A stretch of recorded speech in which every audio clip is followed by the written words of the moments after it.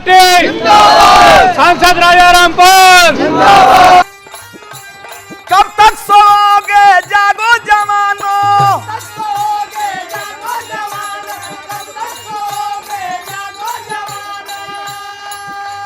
Party जिंदाबाद नारा लगाई के, सर्वोदय पार्टी जिंदाबाद नारा लगाई के।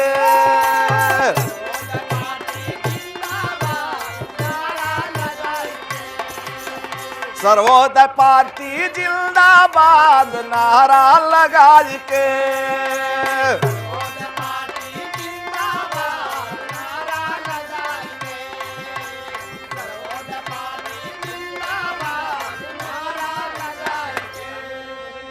धन्य धन्य यह वीर बहादुर जो यह पार्टी बनाया,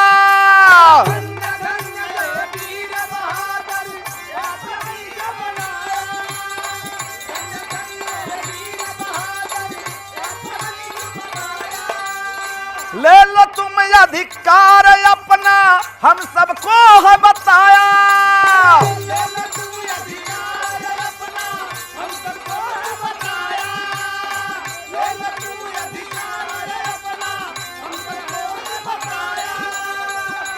राजा राम के राम राज्य के सपना सजाई के, सर्वोदय पार्टी जिंदाबाद नारा लगाई के।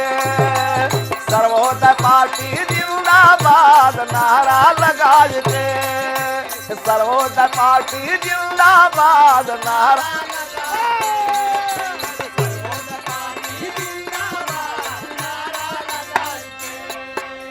चुनावी मैदान जंग में बज गई रणभेर, अभी मैदान जंग में बज गई रणभेर।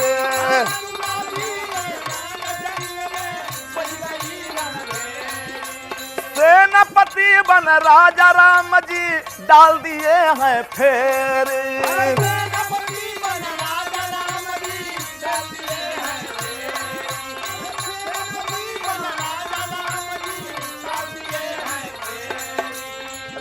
कुर्सी दुल्हनिया अब की ले आई, कुर्सी दुल्हनिया अब की ले आई, कुर्सी दुल्हनिया अब की ले आई। अरे कुर्सी दुल्हनिया अब की ले आई गवना कराई के, सर्वोदय पार्टी जिंदाबाद नारा लगाई के। सर्वोदय पार्टी जिंदाबाद नारा लगाई के, सर्वोदय पार्टी जिंदाबाद। सर्वोदय पार्टी जिंदाबाद नारा लगाई के।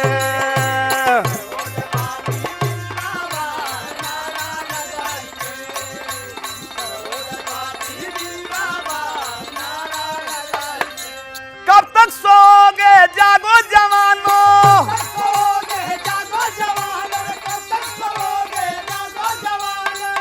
अरे एकता बनाई के, सर्वोदय पार्टी जिंदाबाद नारा लगाई के। सर्वोदय पार्टी जिंदाबाद नारा लगाई के।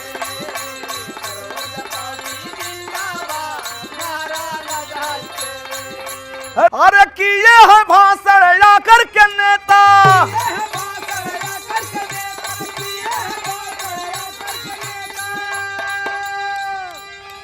अरे किए है भाषण आकर के नेता, सेना सलामी जगाई के। सर्वोदय पार्टी जिंदाबाद नारा लगाई के। सर्वोदय पार्टी जिंदाबाद नारा लगाई के। सर्वोदय पार्टी जिंदाबाद नारा लगाई के। सर्वोदय पार्टी जिंदाबाद नारा लगाई के। ये भारत की राजनीतिक पार्टियों के नुमाइंदों, आपने इस बाल समाज का शोषण किया है, हनन किया है।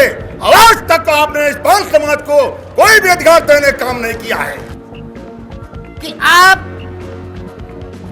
अपनी वोट की ताकत को पहचानो, अपनी वोट का इस्तेमाल करो। हमें स्वाभिमान, सम्मान और आत्मबल की आवश्यकता है।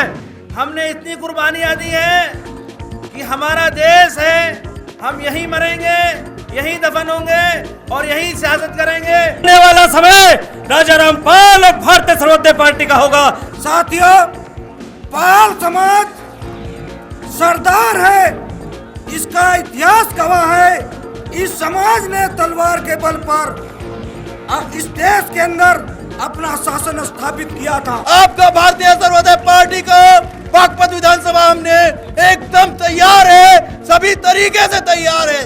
देश के हित में जान गंवा दे, अमर शहीद वही पद पाए, और कौम के हित में जूझ मरे तो मील का पत्थर वो बन जाए। पाल बघेले जाग उठे, अब रहेगा किसी पर नूर नहीं, सर्वोदय पार्टी राज्य करेगी, देखो बहुत दिन दूर नहीं। उगेगा सूरज, निकलेगी धूप, न रहेगा हार, न रहेगा फूल। आज की जो रैली है, आपकी ये जो है, ये सफलता हो चुकी है। भारतीय सर्वोदय पार्टी आपको हक दिलाएगी। ये समाज, ये जाति ऐसी है जो जम्मू कश्मीर से लेकर कन्याकुमारी तक पाई जाती है। इसलिए सारे लोग जितने भी पाल बघेल वगैरह है, एक नाम पे अपना विचार बढ़ा लें तो देश में ये समाज पार्टी सर्वोदय बहुत मजबूत हो जाएगी। अब कितने दिन तक, कितने समय तक बैसाखी के सहारे चलोगे? कि आप तन मन धन से इस भारतीय सर्वोदय पार्टी को मजबूत करें। मेरा समाज भी सामाजिक व राजनीतिक चेतना से अवगत हो चुका है। रुको नहीं, झुको नहीं, अड़ो वहीं, गड़ो वहीं, बढ़े चलो, बढ़े चलो। मैं अपने पाल समाज के साथियों से निवेदन करना चाहती हूँ कि वे अपने को, अपने आत्मसम्मान को पहचानें कि सर्वोदय पार्टी यानी कि अपना घर, अपने घर का उदय हो चुका है। अपने किशोर बच्चों से मैं कहना चाहती हूँ, वे अपनी युवा शक्ति को पहचानें, उसे व्यर्थ न जाने दें। वे अपनी युवा शक्ति का सदुपयोग करके समाज का सम्मान व गौरव ऊंचा करें।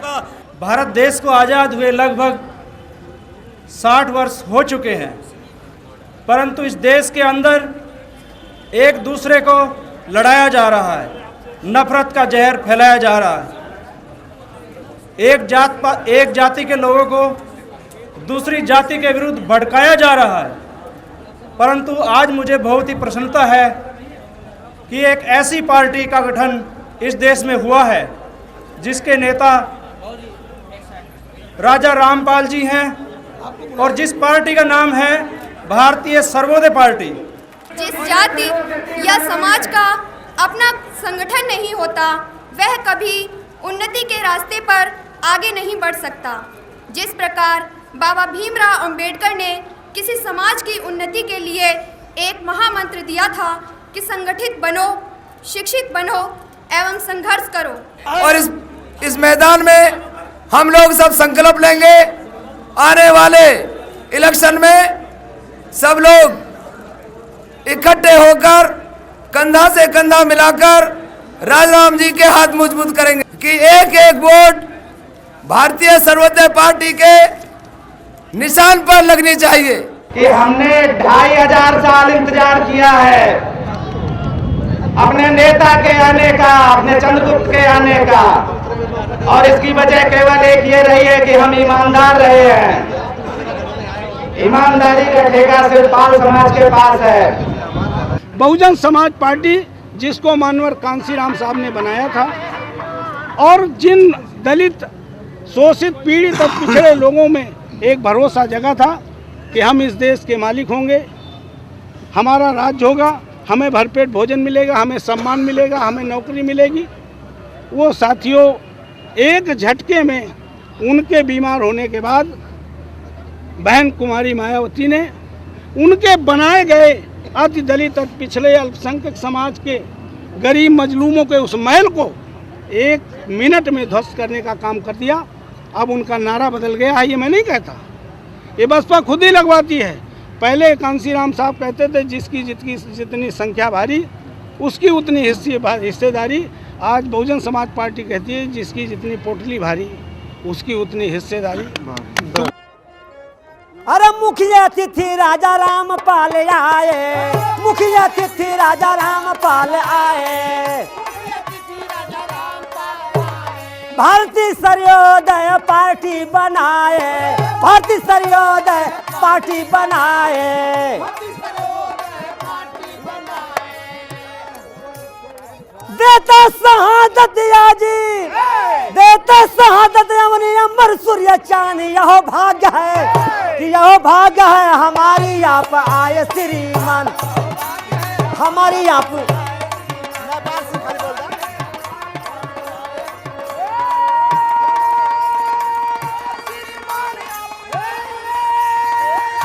श्रीमान आप आए श्रीमान, यह भाग्य है हमारी आप आए श्रीमान, भाग्य है हमारी आप।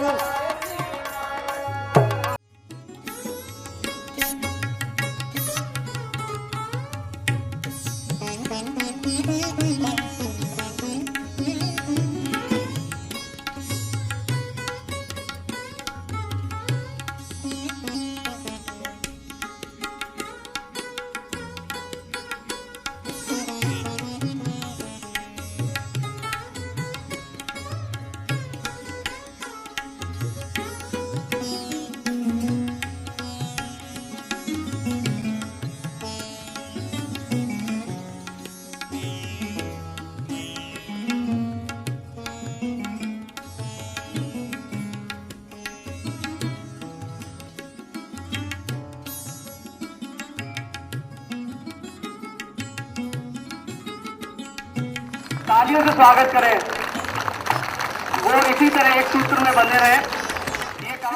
भारतीय सर्वोदय पार्टी का जो गठन हुआ, इसका गठन की जरूरत क्यों पड़ी, ये सभी आप लोग जानते हैं कि 1952 से हमारा समाज इस देश में, प्रदेश में हर जगह अपने मत का प्रयोग करता आ रहा है, अपने मत का अधिकार करता आ रहा है।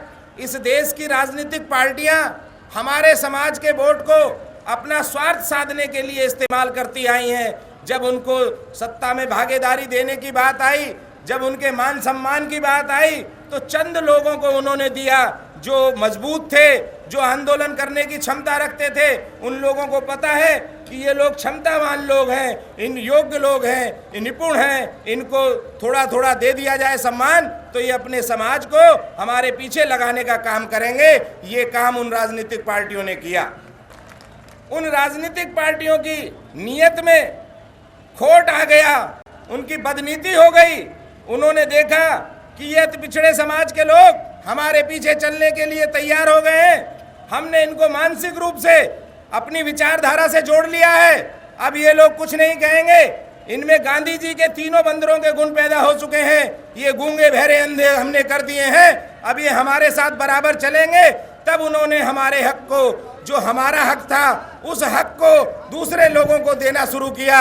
उन्हें पता था कि ये समाज तैयार हो चुका है, पर उन लोगों की ये भूल थी, उन लोगों को ये पता नहीं था कि इनके समाज में भी बुद्धिजीवी लोग हैं, इनके समाज में भी राजनीति करने वाले लोग हैं, इनके समाज में वो लोग हैं जो तुमको ताकत पैदा कर रहे थे, जो तुमको शक्ति दे रहे थे, जो तुम्हारी सरकार उत्तर प्रदेश में बनवाने का काम कर रहे थे, वो इसी समाज के नेता हैं, इन्हीं समाज के नेता हैं। इसलिए इस पार्टी का साथियों गठन किया गया।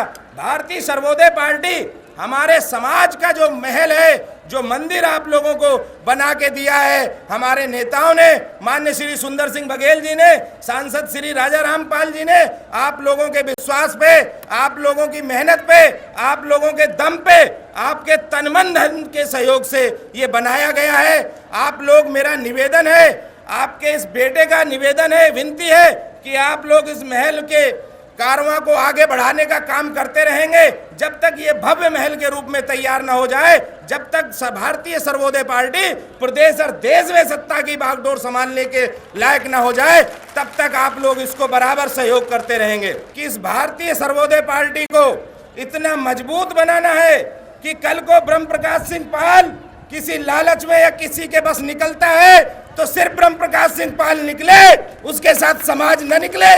ये भारतीय सर्वोदय पार्टी को आप लोगों को इस मुकाम तक पहुंचाना है कि भारतीय सर्वोदय पार्टी से नेताओं की पहचान होगी, नेताओं से भारतीय सर्वोदय पार्टी की पहचान नहीं होगी।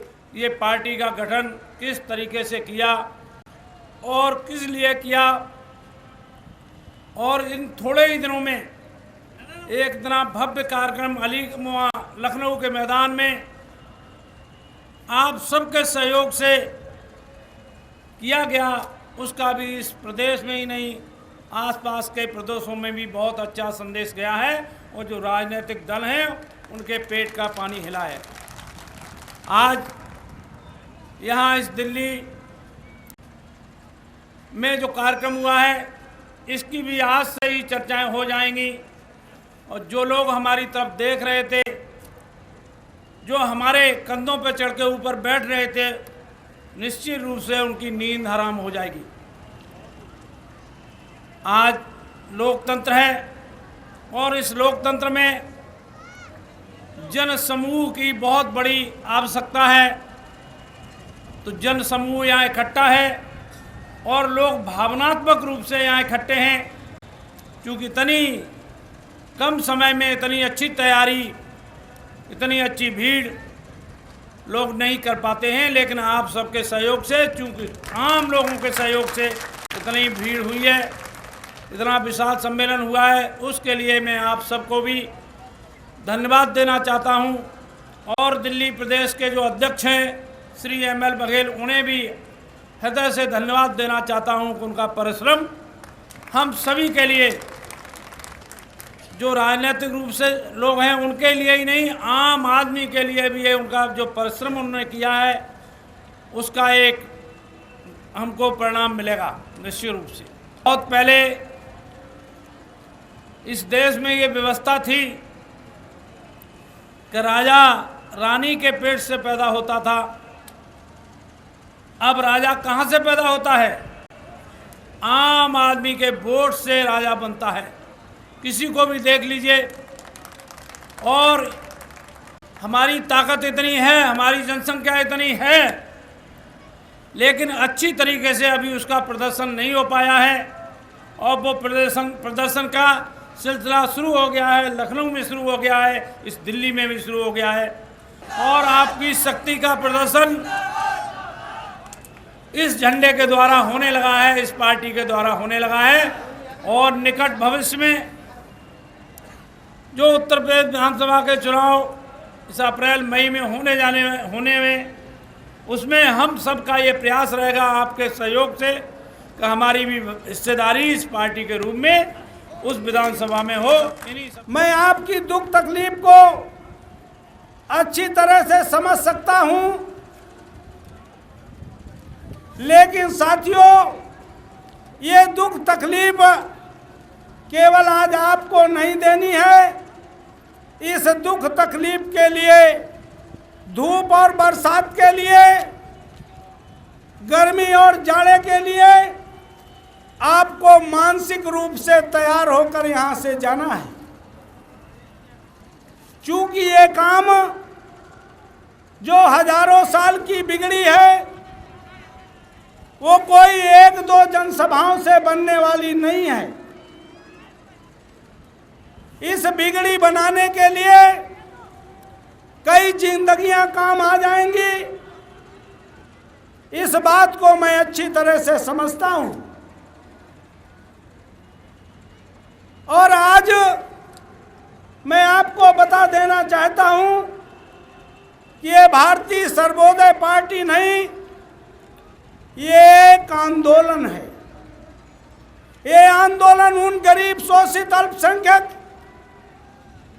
और सामाजिक, आर्थिक, शैक्षिक, राजनीतिक रूप से पिछड़े उन लोगों का आंदोलन है जिनको हजारों बरस से पछाड़ा गया है, जिनको हजारों बरस से दबाया गया है, जिनको आगे बढ़ने नहीं दिया गया है, जिनको मानसिक रूप से पानी भरने के लिए, जूता काटने के लिए और जानवर, भेड़ बकरी चराने के लिए इतना दबाया गया है, इतना सताया गया है, इतना तोड़ा गया है कि इनके दिल दिमाग में हम इसीलिए पैदा हुए हैं, ऐसा भाव जागृत हो गया है।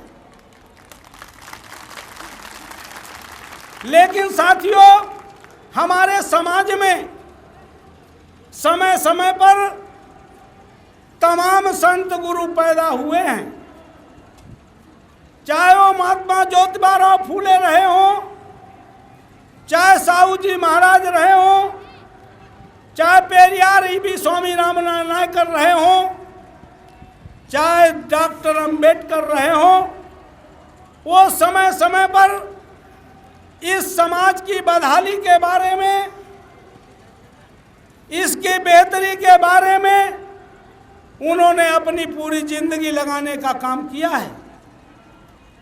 और साथ ही साथ उन संतों गुरुओं ने अपनी नालायक संतानों से, लायक संतानों से ये अपेक्षा भी की है कि जो कारवां, जो सामाजिक क्रांति, जो आर्थिक क्रांति हम करना चाहते हैं, हमारे आने वाली संतानें इस कारवां को आगे बढ़ाने का काम जरूर करेंगी। इसलिए साथियों, ये कोई नया काम नहीं है। ऐसे संत पुरुषों के आशीर्वाद से, कृपा से आपका भाई, आपका साथी, आपका बेटा जो आपके सामने खड़ा है, इसका मकसद एमपी एमएलए बनना नहीं रह गया है। अब उन संतों पुरुषों के बताए हुए रास्ते पर इस शरीर की अंतिम सांस तक, अंतिम बूंद तक, जब तक भारत का एक एक दलित, शोषित, पीड़ित डॉक्टर अंबेडकर के बनाए हुए संविधान के मुताबिक रोटी, कपड़ा और मकान, शिक्षा, चिकित्सा और सुरक्षा जैसे मूलभूत मौलिक अधिकार हम नहीं दिला लेते, तब तक हम ना तो चैन से सोएंगे, ना चैन से बैठेंगे और ना चैन से आपको बैठने देंगे। चूंकि ये काम कोई हम अकेले नहीं कर सकते हैं, इसके लिए बहुत लोगों की जरूरत है। इसलिए साथियों, मैं आप लोगों से निवेदन करने आया हूं कि मेरी जिंदगी का तो मकसद उन लाखों करोड़ों के लिए जिंदा रहना है जिनका कोई देखने और सुनने वाला नहीं है। ये काम हम कोई आज से नहीं कर रहे। ये काम हमने जो हमारा, जहां से हमने शुरुआत की थी, जिस प्लेटफार्म में ईमानदारी से हमने काम किया है, उस प्लेटफार्म में रहकर हमने वो काम कर दिखाने का काम इस कानपुर नगर शहर जैसे नगर में 1 करोड़ से ज्यादा आबादी वाले शहर में हमने करके दिखाने का काम किया है। हमने कभी 19 साल की राजनीति में कभी आने वाले का नाम नहीं पूछा है, कभी आने वाले की जात नहीं पूछी है, कभी आने वाले का दल नहीं पूछा है, कभी आने वाले का धर्म नहीं पूछा है, कभी आने वाले का क्षेत्र नहीं पूछा है। अगर पूछा है तो सिर्फ काम पूछा है।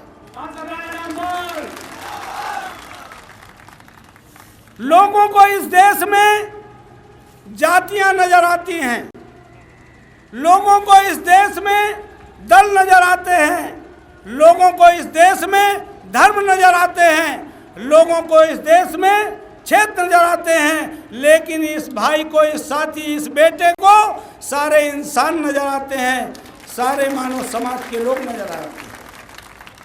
चूंकि मैं जान चुका हूं कि ये जो जातियां आप देख रहे हैं, जिनका संघर्ष इन पार्टियों में चल रहा है, ये कोई जातियां ऊपर से बनकर नहीं आई हैं। ये जाति कोई ऊपर वाले ने पैदा नहीं की है। साथियों, हिंदू समाज के लोग कहते हैं इस धरती पर पहला कोई मानव पैदा हुआ कि इस धरती पर मनुवीड़ा पैदा हुए। मुस्लिम मैथोलॉजी के लोग कहते हैं कि आदम हव्वा पैदा हुए।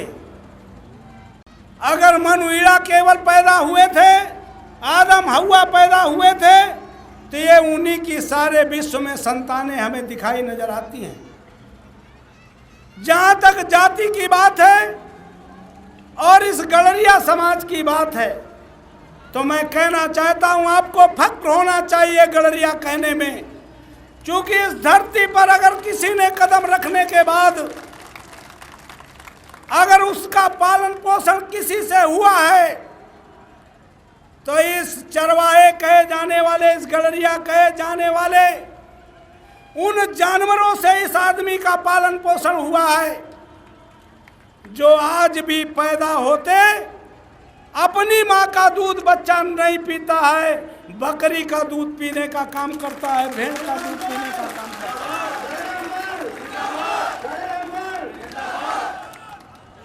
तो इस पूरे विश्व में अगर किसी को पालने का काम किया है तो किसी और समाज ने नहीं, इस गड़रिया समाज ने पैदा करने का काम किया है। साथियों, विश्व में पूरी तरह से क्रिश्चियनिटी है। उनके मसीहा ईसा मसीह वो किसी और चीज से नहीं, इसी भेड़ बकरी चराने वाले कौम से थे। इस पूरे विश्व में मुस्लिम की नंबर 2 की आबादी है। उस समाज के प्रवर्तक मोहम्मद साहब कोई और समाज के नहीं, इसी भेड़ बकरी चराने वाले समाज से पैदा हुए। तो साथियों, मैं कहना चाहता हूं, इस धरती पर अगर पहले आदमी को पढ़ाने का काम किसी ने किया है, तो वो बकरी और भेड़ वालों ने किया है, बकरी भेड़ जानवर ने किया है। और आपका समाज तो गौरवशाली समाज है। आप इस देश के चक्रवर्ती सम्राट रहे हैं। पार्लियामेंट के गेट नंबर 5 पर लगी प्रतिमा ये बताती है कि हमारे समाज के बुजुर्ग नहीं, नौजवान नहीं, हमारे समाज में जन्मे चक्रवर्ती सम्राट चंद्रगुप्त मौर्य जब बाल्यावस्था में थे, तो ये भावी भारत कैसा होगा, इस पर विचार कर रहे थे, मंथन कर रहे थे। वो कोई हम लोगों ने, माननीय सुंदर सिंह बघेल जी ने या राजा रामपाल ने मूर्ति नहीं लगाई है। ये बचा हुआ इतिहास हमारे सामने है। तो साथियों, मैं कहना चाहता हूं, और उस चक्रवर्ती सम्राट का सिक्का आज भी भारत में चल रहा है, लेकिन हमें इतिहास की जानकारी नहीं है। आप चाहे वो पत्र मुद्रा हो, चाहे वो सिक्का हो, भारत में चलने वाला सिक्का हो, उसमें जो चारों तरफ से अशोक की लाट बनी है, सिंह बने हैं, और सिंह के नीचे जो चक्र बना है, उसके अगल बगल गौर से देखो, तुम्हारे नाम का प्रतीक, तुम्हारे समाज का गौरव भेड़ बकरी नीचे बना आपको दिखाई देगा। और ये चिन्ह इस बात का भी प्रतीक है कि कोई और समाज नहीं, इस भेड़ और बकरी को अगर एक साथ किसी ने किया है, तो इसी सेफर्ड बिरादरी ने, गड़रिया बिरादरी ने किया है।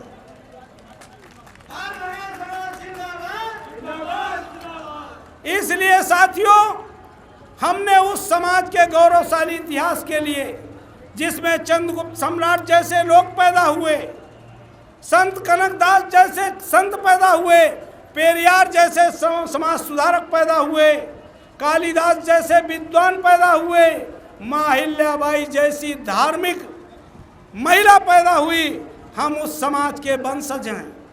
लेकिन साथियों, हम शिक्षा और सत्ता से दूर हो जाने के कारण आज 60 साल की आज़ादी के बाद हम पहचान के मोहताज हो गए हैं। लेकिन मैं दावे के साथ कहना चाहता हूं साथियों कि भारतीय सर्वोदय पार्टी जिस दिन से बनी है उस दिन के बाद अब जब तक धरती में मानव रहेगा, ये पाल बघेल क्या होता है इस परिचय का मोहताज पूरे विश्व में नहीं रहेगा, ऐसा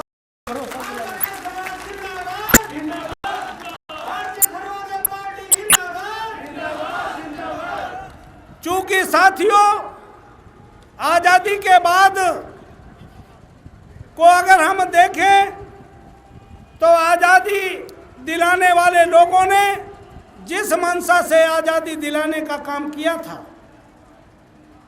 डॉक्टर अंबेडकर ने संविधान में जो मौलिक अधिकारों की बात की थी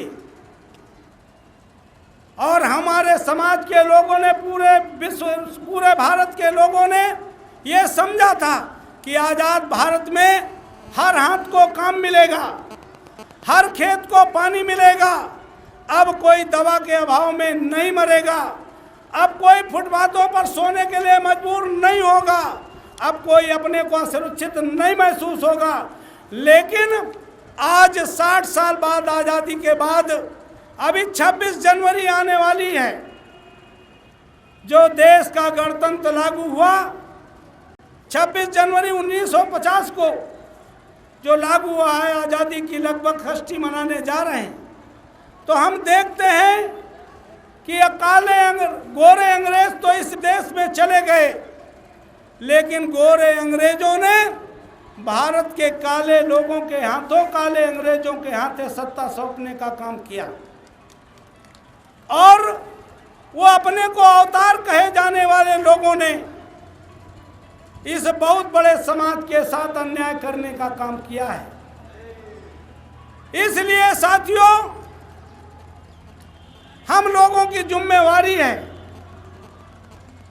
कि जो हमारे साथ अन्याय हो रहा था, चूंकि साथियों इस देश में आजादी के बाद कांग्रेस पार्टी और भारतीय जनता पार्टी जो दोनों पैरेलल चल रही हैं, ये दोनों पार्टियां एक ही सिक्के के दो पहलू हैं और वो यही एक सिक्के के दो पहलू होने के कारण कोई राम राज्य लाना चाहता था, कोई गांधीवाद लाना चाहता था। तो गांधी वालों ने हमें और मजलूम बनाने का काम किया है और राम राज वालों ने तो देश का बंटा ढार करने का काम किया है। और आज देश में बड़ी साजिश चल रही है, बड़ी साजिश भारतीय जनता पार्टी और कांग्रेस पार्टी की चल रही है। वो जिन जिन प्रदेशों से हमारे दबे कुचले समाज के लोग, पिछड़े समाज के लोग, दलित समाज के लोग जब आगे बढ़ने का काम करते हैं तो उन्हें कभी आय से अधिक संपत्ति के नाम पर, कभी फर्जी FIR के नाम पर, कभी उन्हें भ्रष्टाचार के नाम पर, उन्हें उनके प्रदेशों में आपस में रोकने का काम बड़े पैमाने पर किया जा रहा है। वो चाहते हैं कि इस देश में दलित समाज और पिछड़े समाज के लोग इस देश की सबसे बड़ी पंचायत की ओर देखें नहीं, ये स्टेट में केवल बने रहें। साथियों, इसलिए ये आपका भाई, आपका साथी इस साजिश को समझकर, चूंकि ये देश में पाल बघेल समाज के लोगों से कहना चाहता हूं, ये कांग्रेस पार्टी और भारतीय जनता पार्टी ये पूंजीपतियों के हाथे इस देश को गिरवी रखना चाहती है। इन पूंजीपतियों का विरोध हमने लगभग 1 साल लगातार किया कि इस देश को अंबानी जैसे रिलायंस के हाथों बेचने की साजिश हो रही है, तो मुझे भ्रष्टाचार का शिकार बनाया गया। लेकिन मैं कहना चाहता हूं पाल बघेल समाज के लोगों कि जैसे कारगिल में घुसपैठिए बैठ रहे हैं, ये किसी और समाज ने इशारा करने का काम नहीं किया था, गडरिया समाज ने किया था। इसलिए मैं आज आपको कहना चाहता हूं, ये पूरा देश पूंजीपतियों के हाथ गिरवी रखा जा रहा है, इसका खुलासा कोई और नहीं, आपका भाई, आपका साथी, आपका बेटा करने का काम किया है।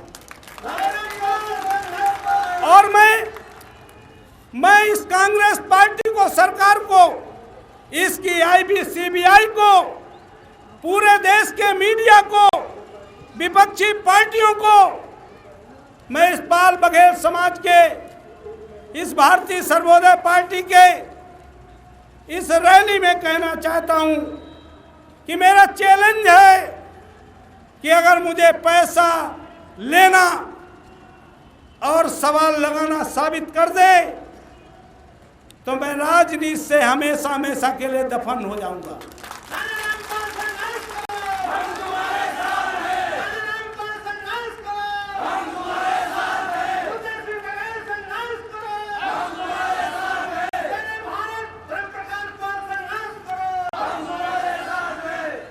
लेकिन साथियों, मैं उस देश में पनप रहे भ्रष्टाचार का, इस देश में पूंजीपतियों के हाथों बेचे रहे षड्यंत्र का ऐसा चश्मदीद गवाह हूं। जैसे आप देखते हो कि अगर किसी के घर डकैती पड़े और डकैतों को कोई घर वाला पहचान ले तो डकैत उसको क्या करता है, उसकी हत्या कर देता है। मर्डर करने वाले को, जिसका मर्डर हुआ है, उसका साथी मर्डर वालों को पहचान ले तो मर्डर करने वाले निर्दोष साथी गवाह न बचे, इसके लिए उसे भी कत्ल करने का काम कर देते हैं। तो इसलिए साथियों, जो मेरे साथ हुआ है वो अच्छा ही हुआ है। मैं तो ये कहता हूँ, अगर वो ना हुआ होता तो शायद आज भी मैं कहीं दूसरे प्लेटफार्म में गुलामी की जिंदगी जी रहा होता। लेकिन साथियों, कुदरत को कुछ मंजूर है, तुम लोग भी मानते हो, जो होता है सही होता है। अगर वो न होता तो ये शायद न होता। आपको बताना चाहता हूं, इस भाई, इस साथी का नाम भारत के इतिहास में कानून की किताबों में लिखा जाना है। चूंकि सुप्रीम कोर्ट में जो याचिका की है किसी और ने नहीं, तुम्हारे भाई, तुम्हारे साथी ने की है। रिट एडमिट हुई है तो किसी और की नहीं, तुम्हारी हुई है। उस पर जो हियरिंग हुई है किसी और की नहीं, तुम्हारी रिट पर हुई है।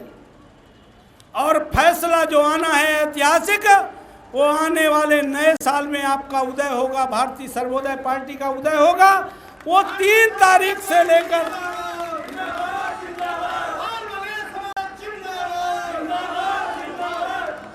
वो 3 जनवरी से लेकर 11 जनवरी के बीच में आने वाला है।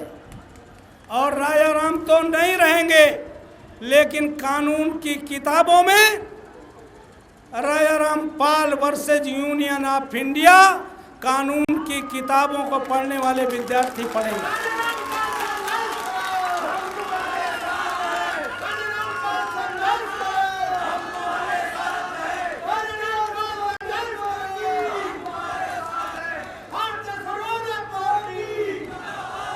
तो साथियों, आज मैं आपसे एक ही बात कहने आया हूं कि भारतीय सर्वोदय पार्टी रूपी ये जो हमने मकान की नींव 19 नवंबर 2006 को अंबेडकर रैली मैदान में रखी है, जो पेड़ हमने 19 नवंबर को लगाया है, वो पेड़ ऐसे नहीं बढ़ेगा। पहले नंबर पर हमें उस पेड़ को अपना पेड़ समझना होगा, उस मकान को अपना मकान समझना होगा।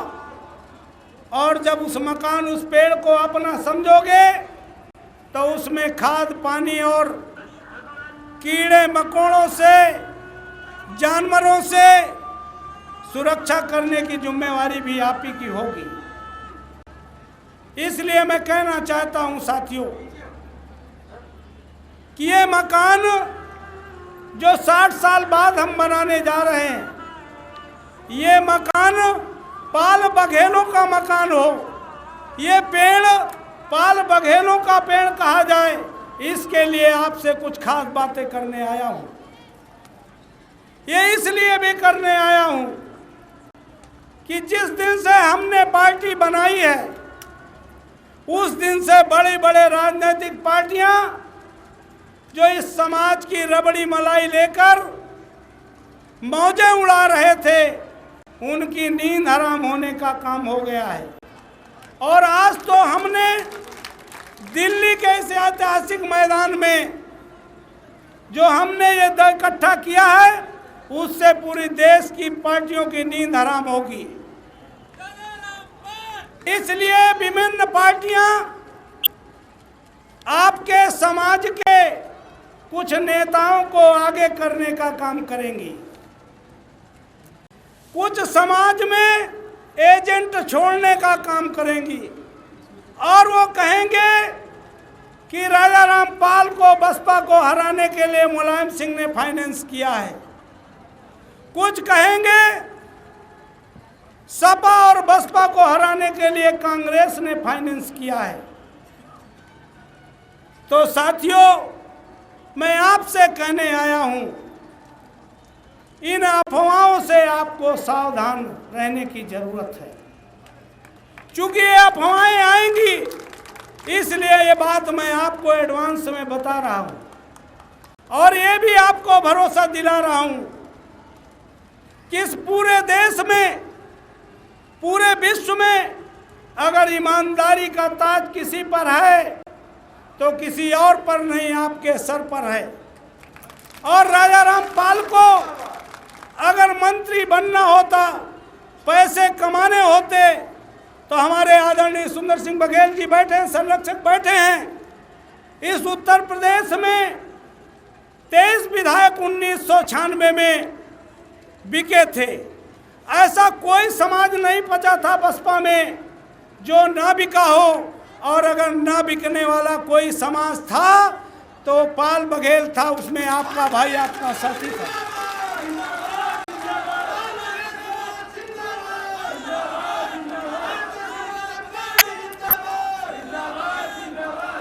तो आज मैं आपको भरोसा देने आया हूं, आज आपको निवेदन करने आया हूं कि तमाम तरह की अफवाहों से आपको सावधान रहते हुए ये संकल्प, ये भरोसा करना है कि सूरज पूरब से पश्चिम को निकल सकता है, गंगा हिमालय की बजाय पठार की ओर से मुड़ सकती है, लेकिन ये आपका भाई, आपका ये बेटा, आपका ये साथी इस शरीर की अंतिम बूंद, अंतिम सांस तक कभी बिकने का काम नहीं कर सकता।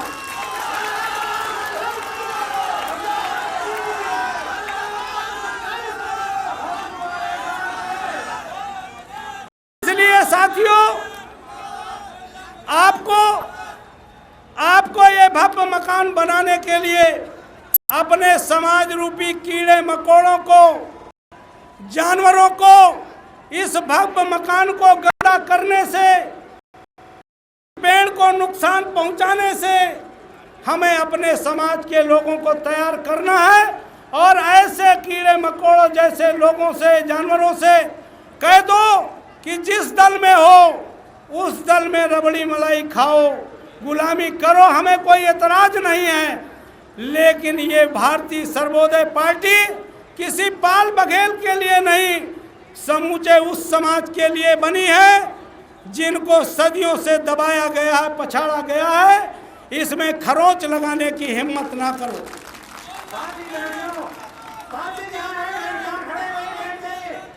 इसलिए साथियों, मैं आप लोगों से निवेदन करने आया हूं कि अभी तो 2 रैलियां हमने की है, वो इसलिए की है कि आपको ये एहसास हो जाए कि हम भेड़ बकरी नहीं हैं, हम सिंह हैं। हमने इसलिए कर दिखाने का काम किया है कि भेड़ बकरी वाला भाव छोड़ दो कि हम कुछ नहीं कर सकते हैं, हम कर सकते हैं। इसके लिए हमने अपने घर को जलाने का काम किया है, किसी पाल बघेल से चंदा मांगने का काम नहीं किया है। लेकिन साथियों, हमारे नेताओं ने और हमारे साथियों ने ये सौगंध खाई है, ये रास्ता जो हमने चुना है, ये रास्ता हमने कांटों भरा चुना है। तो इस रास्ते पर हम जलने के लिए तैयार हुए हैं। जब तक कोई जलेगा नहीं तब तक रोशनी नहीं हो सकती है। हम इस रास्ते पर अपने को मिटाने के लिए तैयार हुए हैं। जब मिट्टी में बीज मिलेगा नहीं तब तक दूसरा पेड़ नहीं बन सकता है। इसलिए साथियों,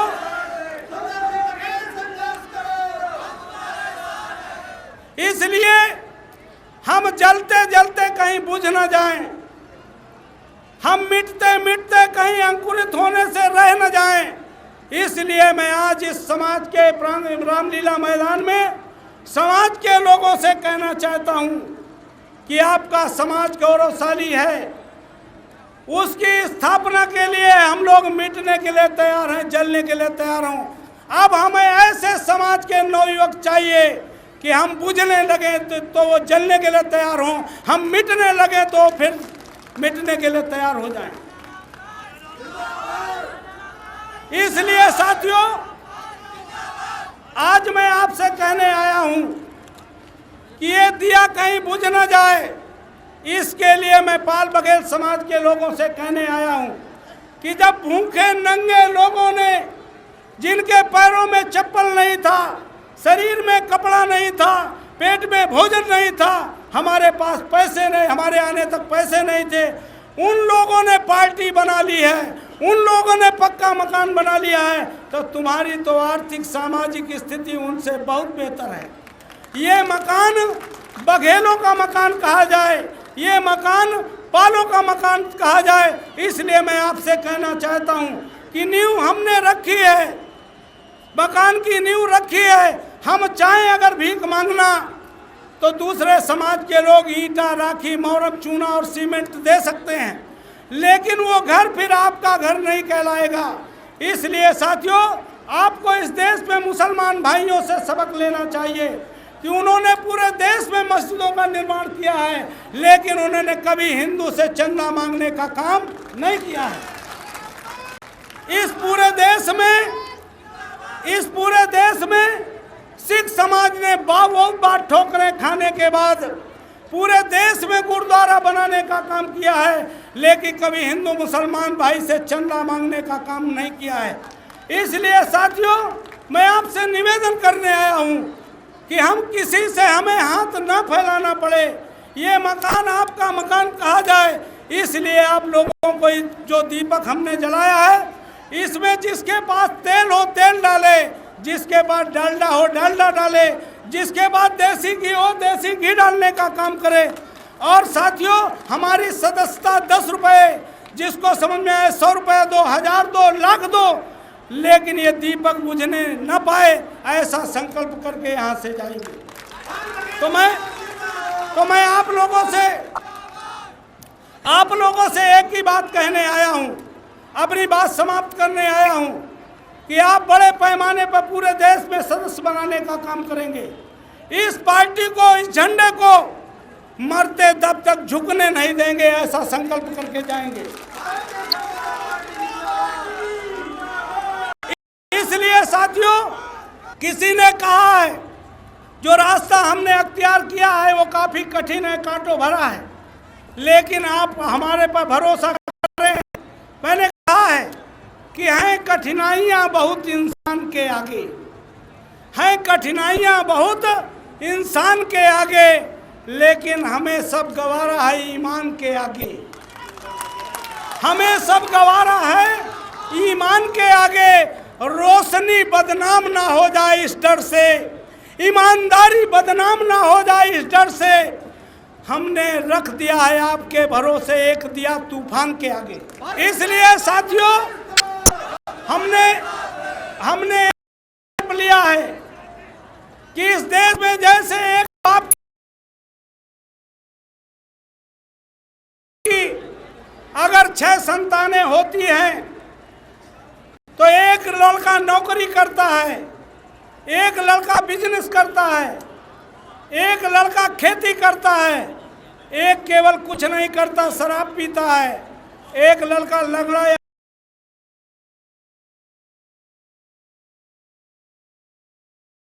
पाइज है।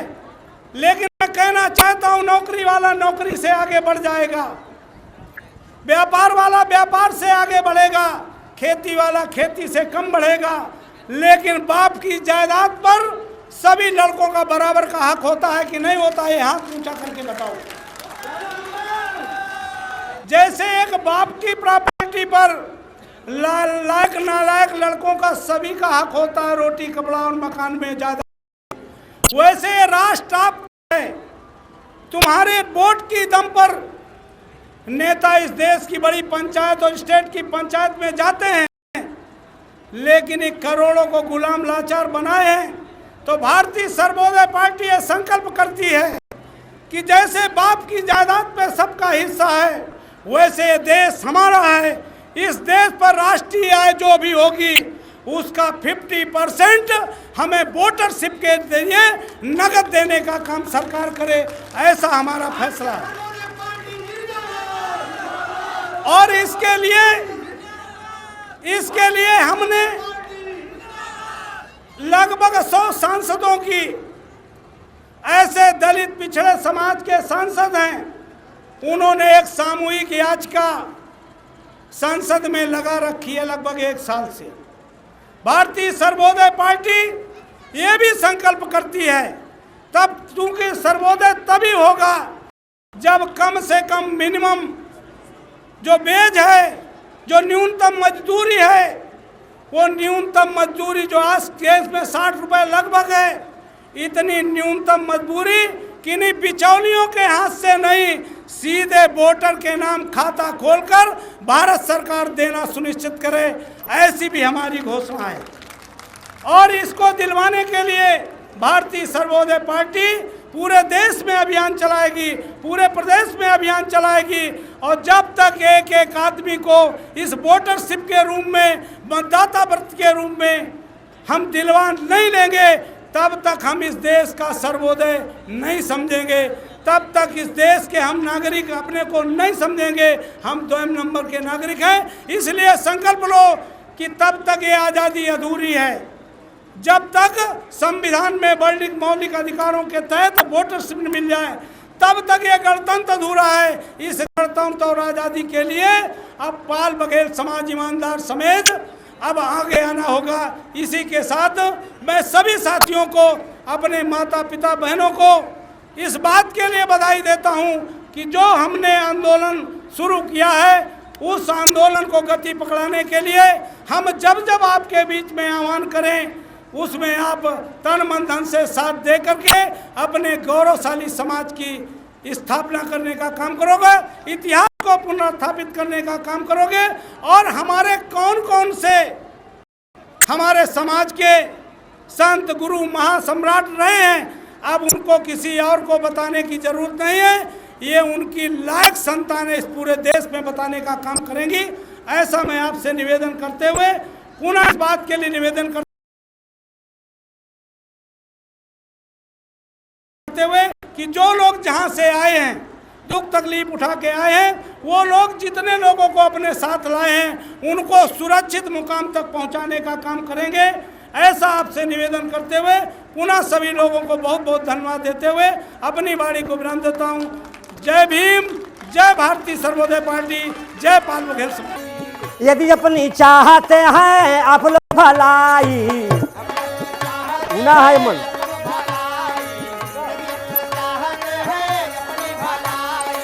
सुंदर मुहूर्त अब जगने की आई, सुंदर मुहूर्त अब